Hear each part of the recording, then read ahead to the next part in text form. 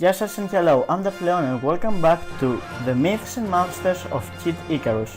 In the last episode we talked about Pete, Paletena and Medusa, the main characters of the first game, and of course the first part of Uprising.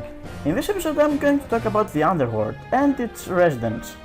But let's go a bit back. When the gods defeated the Titans, the three most important gods and also brothers decided to split the world in three parts and become their kings.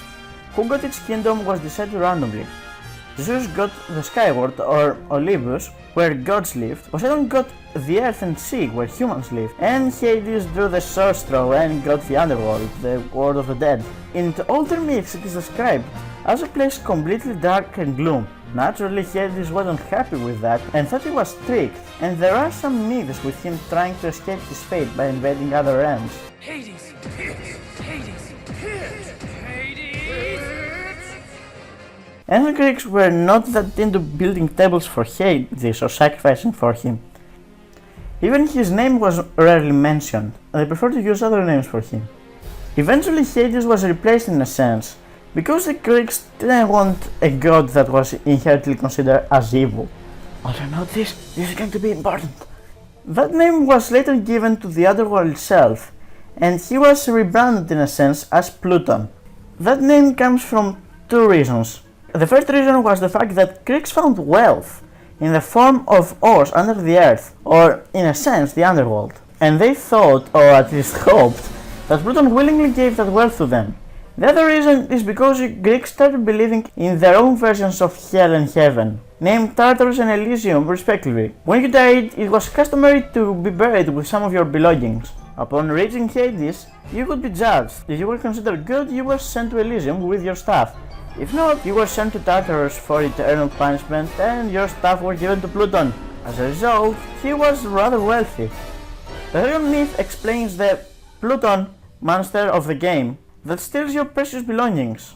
As you can see, there is a common point in both reasons, and that is the god's wealth, which makes sense because the name Plutonas comes from the word Plutos, which means wealth in Greek, making the god's name literally mean the wealthy one.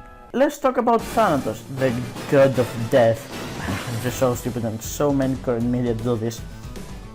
Thanatos in Greek means death.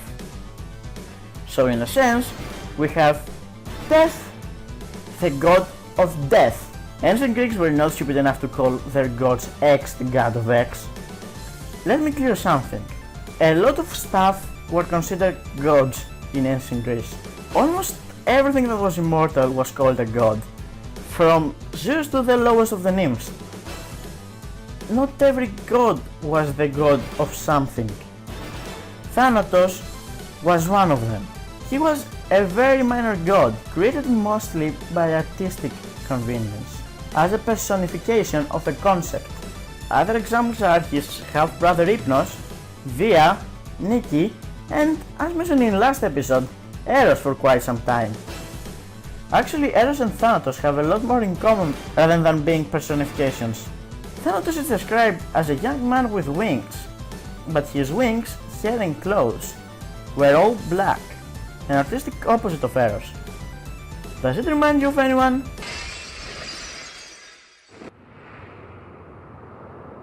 Hey. Yeah, the Bearer of Truth made Dark Pit pretty close to the myth.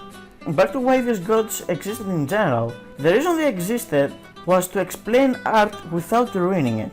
It's not easy to know if a man that's lying down is dead or sleeping.